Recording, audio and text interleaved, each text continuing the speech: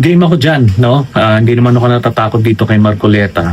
Pero time and again, paulit-ulit ko sinasabi, nandoon ako kasi hinamon ako ni Bato eh.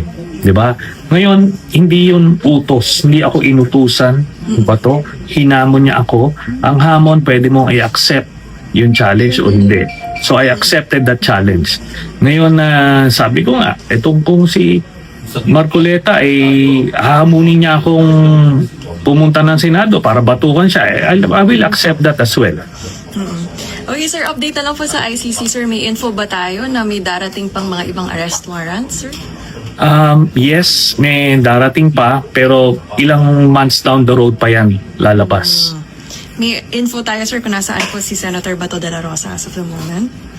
Marami mga leads pero kailangan i-validate ito eh kasi we have to be very sure. But in time, ano yan? Magkakamali yan. Pag dumungaw yan, arestado yan.